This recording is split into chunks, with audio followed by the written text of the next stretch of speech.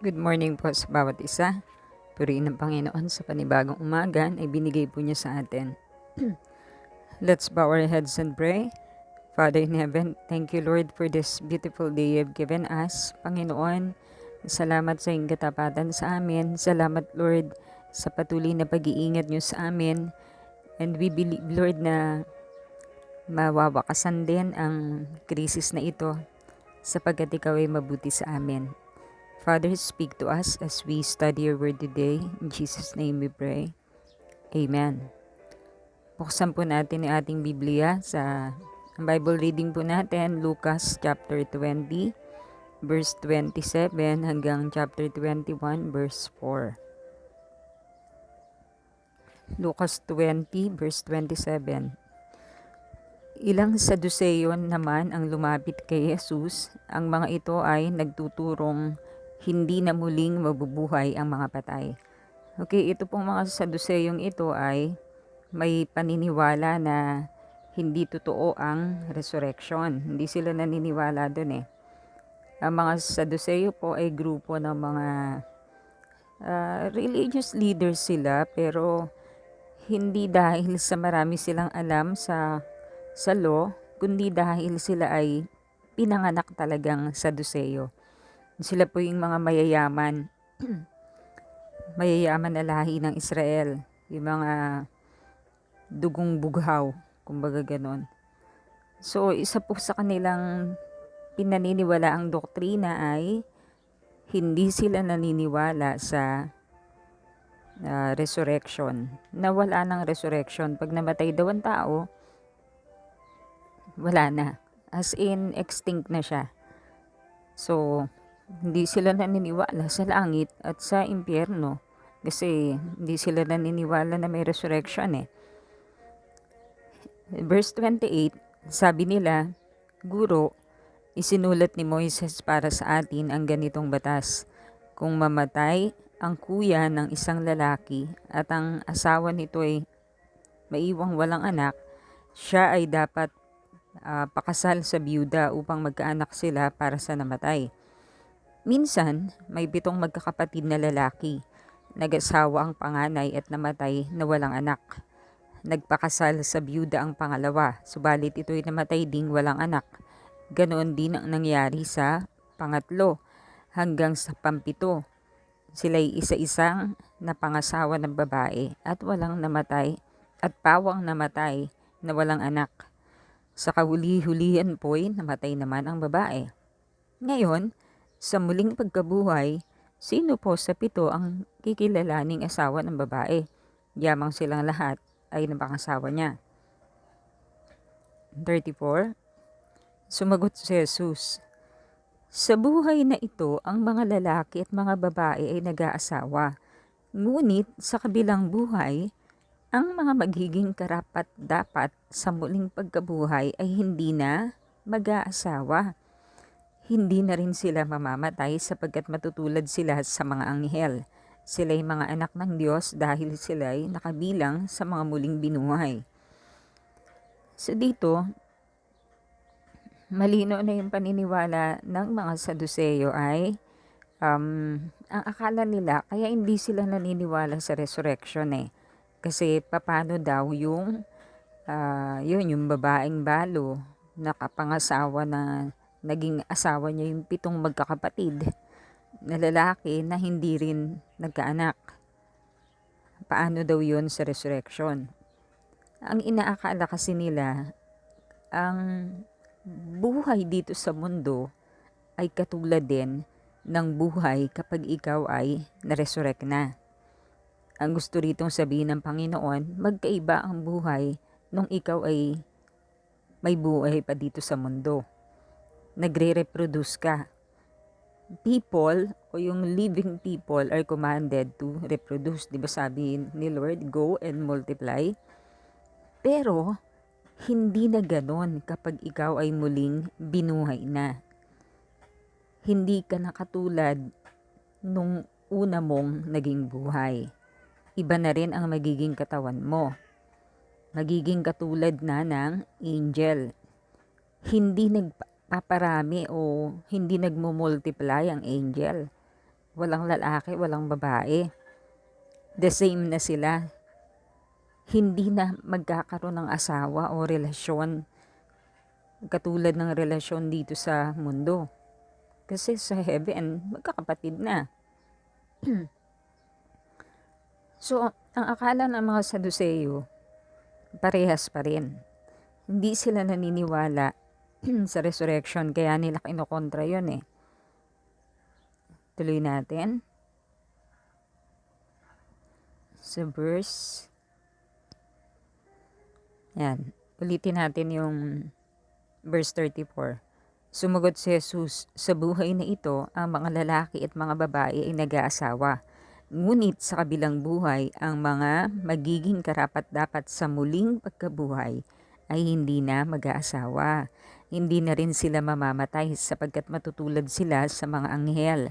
Sila'y mga anak ng Diyos dahil sila'y nakabilang sa mga muling binuhay. Maging si Moises ay nagpapatunay na muling binubuhay ang mga patay, sapagkat sa kanyang kasaysayan tungkol sa nagliliyab na mababang puno, ang Panginoon ay tinawag niyang Diyos ni Abraham, Diyos ni Isaac, at Diyos ni Jacob. Kaya't ang Diyos ay hindi Diyos ng mga patay, kundi ng mga buhay. Sa kanya'y buhay ang lahat. So napakalinaw dito. Hindi na mag-aasawa. Ibig sabihin, wala nang mga kung anong status mo or anong gender mo, mawala na yon.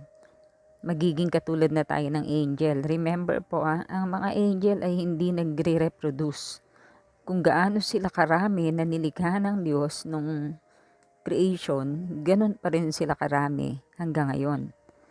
Hindi katulad ng tao. Ang tao na buhay ay may kakayanang mag-reproduce because we are commanded by God to go and multiply. Pero, pag nag-resurrect na tayo, muli na tayong binuhay ng Panginoon, hindi na tayo katulad ng dati. Magiging iba na tayo. Magiging katulad na tayo ng mga angel. Okay? Wala nang asawa. Wala nang magiging anak.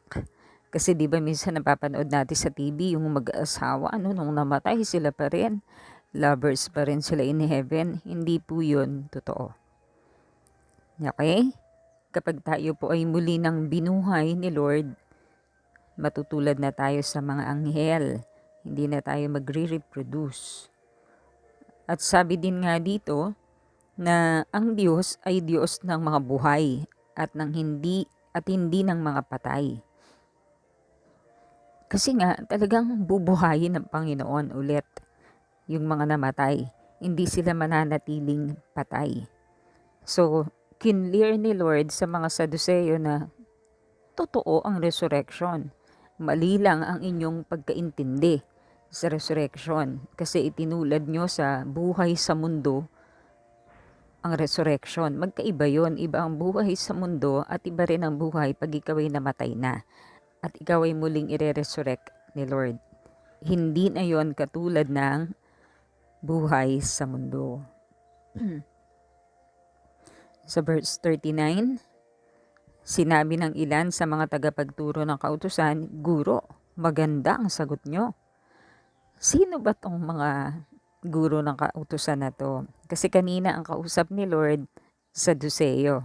O di po ba merong mga Pariseo? Yung mga Pariseo, sila po yung mga religious leaders. Yung masyadong strict, pero mali naman ang pagkaintindi nila. Hindi naman nila ipinamumuhay kung ano talaga yung sinasabi ng banal na kasulatan. Yun namang mga Saduceo, ito yung mga nobilities, ito yung mga mayayaman. Hindi nila kailangang mag-aral ng law para maging Sadducees. Sila ay ipinanganak sa lahi na yon ng mga Saduceo. Automatic na yon, kumbaga. Sila yung mga mayayaman at may impluwensya rin ng mga tao. Sa kanilang kapanahunan, ginagalang sila. Sila ay parang mga maharlika. Pero hindi sila naniniwala sa resurrection.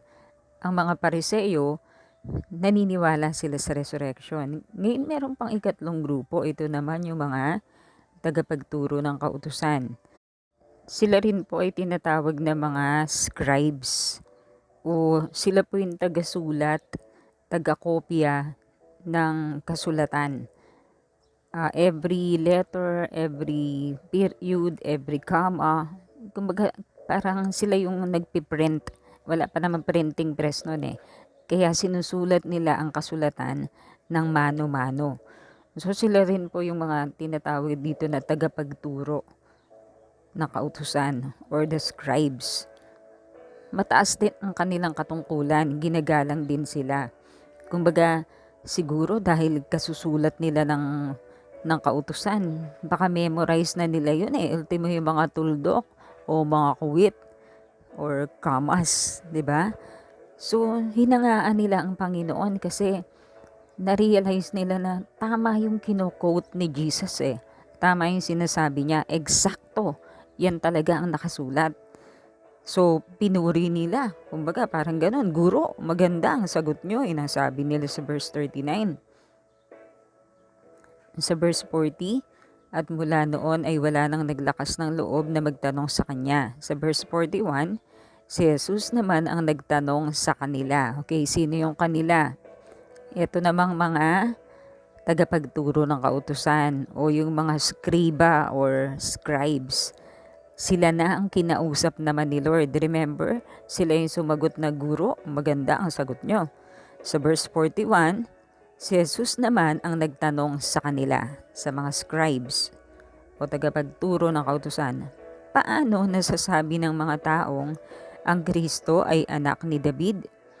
Si David na rin ang nagsabi sa aklat ng mga awit, sinabi ng Panginoon sa aking Panginoon, maupo ka sa kanan ko, hanggang lubusan kong mapasuko sa iyo ang mga kaaway mo.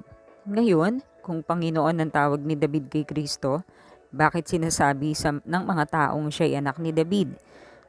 Habang nakikinig ang lahat kay Jesus, sinabi niya sa kanyang mga alagad, mag-ingat kayo sa mga tagapagturo ng kautusan. Okay? Kasi hindi porket sumang-ayon ang mga tagapagturo ng kautusan kay Jesus ay close na sila o kaya parehas na sila ng pinaniniwalaan. Hindi. Kaya kinlear ni Lord yan eh. Sinabihan niya ang kanyang mga alagad. Kasi baka isipin ng mga alagad na mukhang sang-ayot niya kay Jesus yung mga scribes ah. Actually hindi. Okay, dun lang sa area na yon tungkol sa resurrection. So nagbigay ng warning si Lord sa verse 46. Mag-ingat kayo sa mga tagapagturo ng kautusan na mahilig lumakad ng may mahahabang kasuotan at gustong-gustong maparangalan sa mga liwasan. Mahilig silang umupo sa mga upuang pandangal sa sinagoga at ang mga upuang pandangal sa mga handaan. So sila yung mga grupo ng mga leaders na magagandang magsuot. 'Di ba? Magaganda ang kanilang itsura, ang kanilang mga kasuotan. At gustong-gusto nila na sila ay pinaparangalan. Yun yung kanilang ego. Ayaw nila na sila ay isasantabi o mamaliitin. Sa suot pa lang nila, mamamangha ka na sa kanila dahil ang gaganda ng kanilang mga kasuotan. Marahil ito ay mamahalin at pinipili nila lagi yung magandang pwesto, yung the seat of honor. So, mag-ingat kayo. Kumbaga, huwag niyong tularan. Verse 47, hinuhut-hut nila ang ari-arian ng mga biyuda at ang mahaba nilang dasal ay mga pagkukunwari lamang. Dahil diyan lalo pang bibigat ang parusang igagawad sa kanila. Nakakalungkot isipin kasi ang mga ito ay tagapagturo ng kautusan pero puno pala ng hypocrisy ang kanilang buhay. Nagsusuot sila ng magagandang kasuotan. Siguro para mapansin, para sabihin, wow, Ang ganda ng kanilang mga suot, mamahalin, mayayaman siguro tong mga to. Kumbaga sa kasuotan pa lang nila, igagalang na sila. Parang ganun eh. Mag-ingat tayo. Sana tayo naman nanampalataya, hindi tayo ganon. Kumbaga, ang gaganda nga ng ating kasuotan, pero ano tong mga to? Corrupt. At ang kinukorap pa nila ay mga byuda. Kaawawang mga byuda na wala nang magtatanggol kasi patay na ang asawa. So, huwag natin silang tularan. Hindi rin natin dapat na nasain yung seat of honor. Halimbawa, umattend ka sa isang okasyon. Gusto mo ikaw ay mapansin o parangalan. Yung ganong asal, hindi ganon si Jesus eh. Ang mga ganon ay ang mga scribes, skriba, o ang mga tagapagturo ng kautusan. At hindi yon kinalulugdan ng Diyos. Pero kung minsan, parang may nakikita ka rin ng mga ganyan eh. Nagtuturo ng Biblia. Super gaganda ng mga suot. 'Di ba? Tapos, puno ng mga alahas, ang gaganda ng mga bahay, ng mga kotse. Pag naging guest sila, kailangan i-acknowledge mo talaga sila. Ilagay mo sila doon sa magandang upuan, yung makikita sila ng lahat. Nako, nakakatakot yung ganun.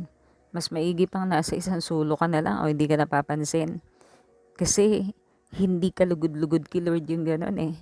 Yung naghahanap ka ng attention for yourself. Seeking the place of honor, gusto mo ikaw ay parangalan. Hindi ka lugod-lugod kay Lord. Pagkatapos may ginagawa palang kalokohan, di ba sa 47? Hinuhut-hut nila ang ari-arian ng mga byuda at ang mahaba nilang dasal. So pag nag-pray sila, maiinip ka na sa haba. Pero paulit-ulit lang naman at wala namang saysay. Ang mahaba nilang dasal ay mga pagkukunwari lamang. Dahil dyan, ito yung nakakalungkot, lalo pang bibigat ang parusang igagawad sa kanila. Chapter 21, verse 1 to 4. Pinagmasdan ni Jesus ang mayayamang may dalang mga handog sa templo. Okay, nasa templo sila. Nasa templo naman sila kahit ng mga oras na yon. Di po ba nagtuturo si Lord sa templo eh.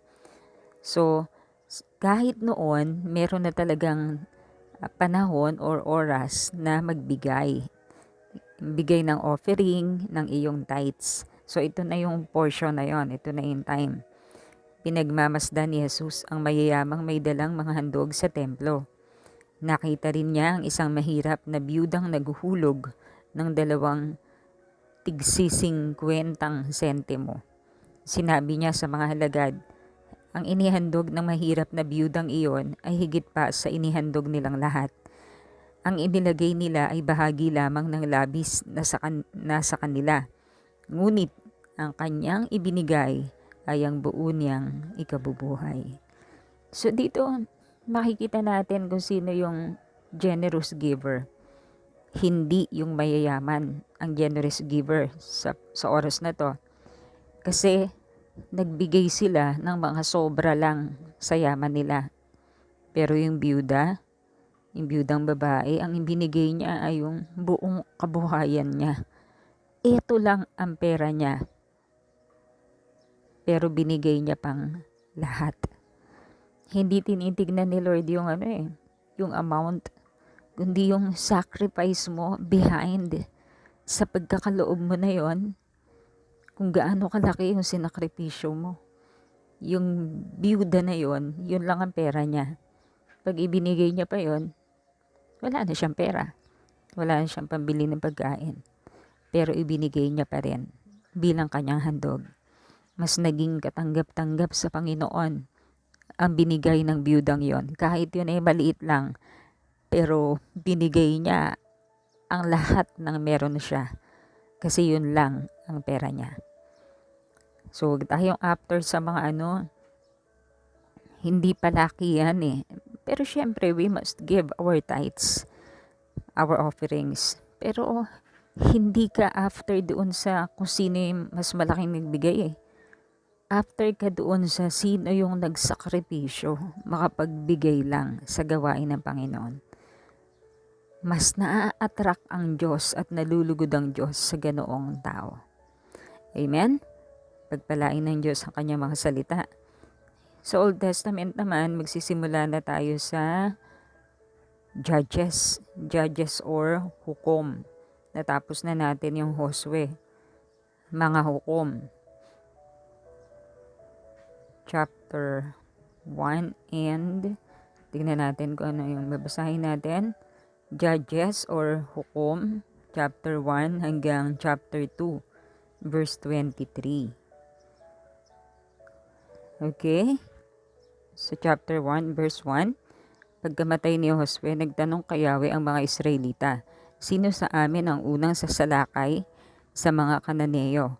Ang lipi ni Huda ang mauuna, ipapasakop ko sa kanila ang lupain, sagot ni Yahweh. Sinabi ng mga kabilang sa mga lipi ni Judas sa mga kabilang lipi ni Simeon, tulungan ninyo kami sa pagsakop sa lugar na nakalaan para sa amin. At pagkatapos ay tutulungan namin kayo sa pagsakop sa lupain para sa inyo. Tumulong nga ang lipi ni Simeon. Tinulungan sila ni Yahweh na matalo ang mga Kananeo at ang mga Pereseo. Umabot sa 10,000 ang napatay nila sa Bezek. Doon nila nilabanan ang hari ng Bezek, mga Kananeo at mga Pereseo. Tumakas ang hari ng Bezek, ngunit hinabol nila ito nang mahuli ay pinutulan ng hinlalaki sa paa at kamay. Sinabi ng hari ng Bezek, 70 hari na ang naputulan ko ng hinlalaki ng paa at kamay at pinamulot ng mumo sa ilalim ng aking mesa. Ngayoy, pinagbayad ako ng Diyos sa aking ginawa. Dinala ito sa Jerusalem at doon namatay. Verse 8, ang Jerusalem ay sinalakay at nasakop ng lipi ni Juda. Pinatay nila ang mga nakatira roon at sinunog ang lungsod. So, Jerusalem na to. Pero remember, ang templo o yung tabernacle ay nasa Shiloh. Wala pa sa Jerusalem. Pagkatapos, nilabanan naman nila ang mga Kananeo sa mga kaburulan, sa kapatagan at sa disyerto, sa katimugan. Verse 10, sinalakay ng lipi ng Huda ang mga Kananeong nasa Hebron, dating lungsod ng Arba, at natalo nila sina Sesai, Ahiman at Talmai. Mula sa Hebron, sinalakay naman nila ang Debir, ang dating lungsod ng Sefer. Sinabi ni Caleb, ang anak kong si Aksa ay ibibigay ko para maging asawa ng sinumang makakasakop sa lungsod ng Sefer. Si Otniel na anak ni Kenas at pamangkin ni Caleb ang nakasakop sa lungsod, kaya siya ang napangasawa ni Aksa. Nang sila'y kasal na, inutusan ni Otniel si Aksa na humingi ng pukirin sa kanyang amang si Caleb. Kaya nagpunta si Aksa kay Caleb. Pagdating doon, tinanong naman siya agad nito kung ano ang kailangan niya. Bigyan mo po sana ako ng lugar na may tubig. Ang lupang ibinigay mo sa akin ay walang mapagkukunan ng tubig. Sabi ni Aksa, at ibinigay sa kanya ni Caleb ang mga balon sa gawing itaas at ibaba. Ang angkan ni Hobad na isang Sineo na kamag-anak ng biyen ni Moises ay sumama sa lipi ni Huda mula sa Jericho, ang lungsod ng mga palma hanggang sa ilang ng Huda sa timog ng Arad. Nanirahan silang kasama ang mga Amalekita. Hindi maganda yon. Nanirahan silang kasama yung mga Amalekita. Ang lipi naman ni Simeon ay tinulungan ng lipi ni Huda sa pagsakop ng lungsod ng Sepat. Winasak nila ito ng husto at pinangalan ng Horma. Nasakop din nila ang buong Gaza, Ashkelon at Ekron. Tinulungan ni Yahweh ang Huda, kaya't nasakop nila ang mga kaburulan. Ngunit hindi nila nasakop ang mga nasa kapatagan, sapagkat ang mga taga roon ay may mga karwaheng bakal. So, advance na yung kanilang weapon sa panahon na yun. Ang tulad na sinabi ni Moses, ibinigay nga kay Caleb ang Hebron, pinalayas niya roon ang 3 anak ni Anak. Ang mga Jebuseo namang naninirahan sa Jerusalem ay hindi pinaalis ng lipi ni Benjamin. Kaya hanggang ngayon kasama nilang naninirahan doon ng mga ito. Hindi maganda yon. Kasi ang utos ni Lord dapat, alisin o mawala o patayin. Hindi pwedeng merong matira doon na ibang lahi. Verse 22, ang lungsod naman ng Bethel na dating Luz ay sinalakay ng mga lipi ni Jose at tinulungan din sila ni Yahweh. Nagpadala muna sila roon ng mga espiya. Sa daan ay may nasalubong silang isang tao mula sa lungsod. Sinabi nila rito, ituro mo sa amin ang pagpasok sa lungsod at gagantimpalaan ka namin. Itinuro naman nito sa kanila at pinatay nila ang mga taga roon maliban sa lalaking na pagtanungan nila pati ang pamilya nito. Pagkatapos ang lalaking iyon ay nagpunta sa lupain ng mga Hebreo at nagtayo ng isang lungsod na hanggang ngayon tinatawag na Luz. 27. Hindi pinaalis ng lipi ni Manases ang mga naninirahan sa mga lungsod ng Betsean, Taanak, Dor, Ibleam, Megiddo at sa mga nayong nasakop ng mga ito, kaya't nanatili roon ang mga Kananeo. Tuloy niyo pong basahin yan. Mapapansin niyo na ganyan din ang ginawa ng iba. Hindi nila lubusang pinaalis yung mga Kananeo sa mga lungsod na kanilang sinakop. Nakakalungkot yon. Hindi yon maganda.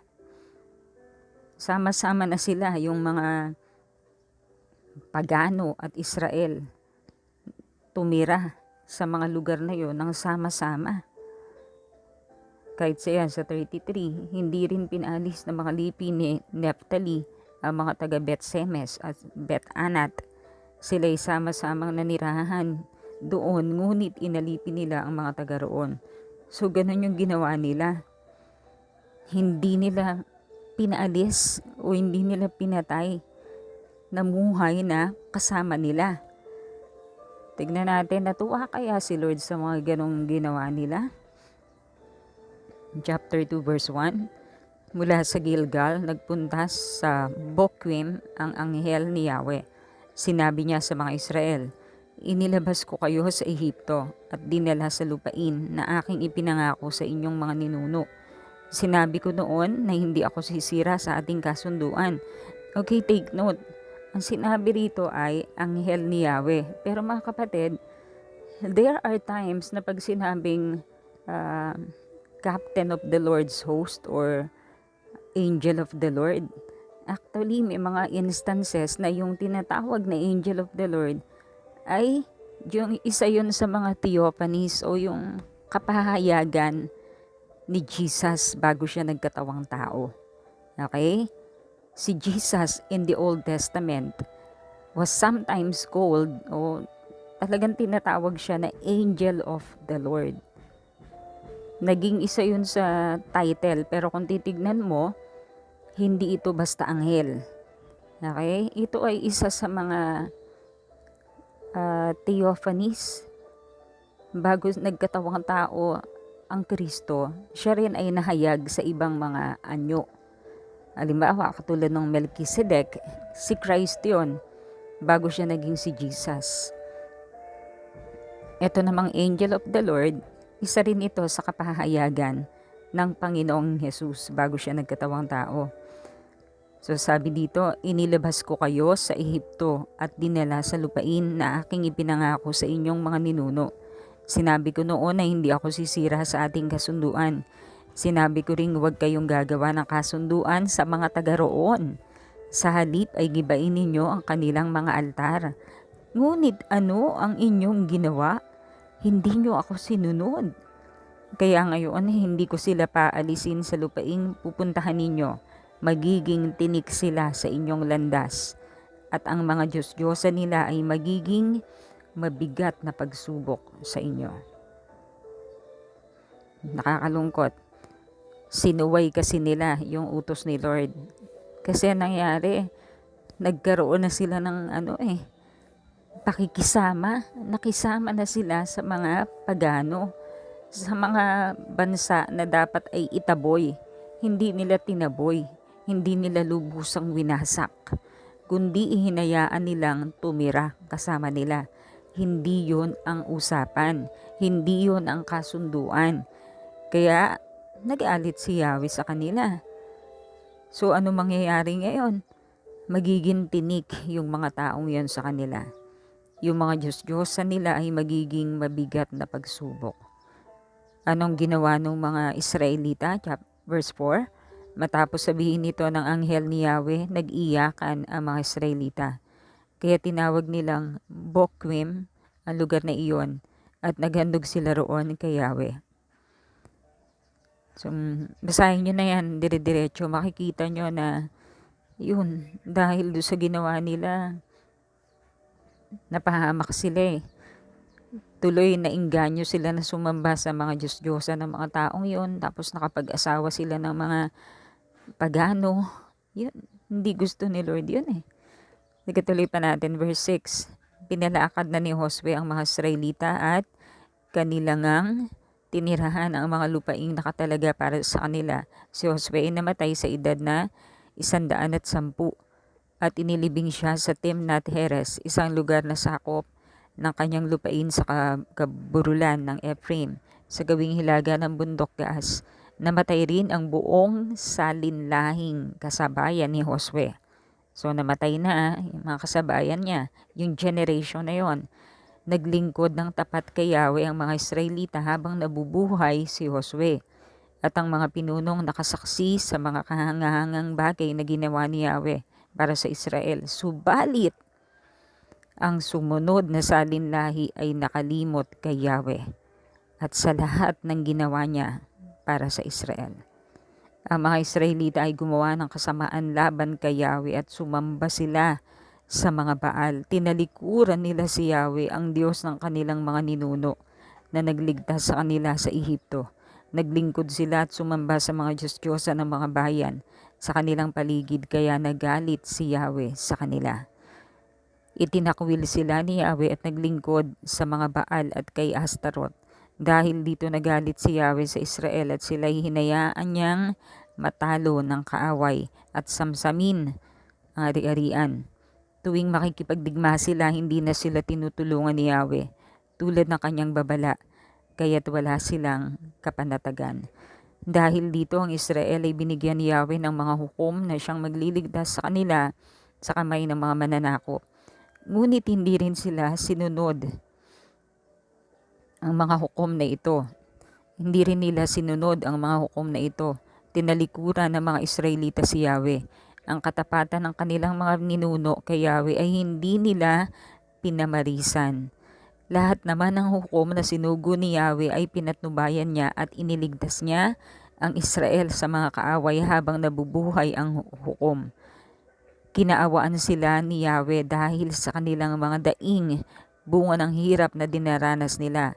Ngunit, verse 19, pagkamatay ng hukom, muli na naman silang sumasamba sa mga Diyos-Diyosan, ang mga Israelita.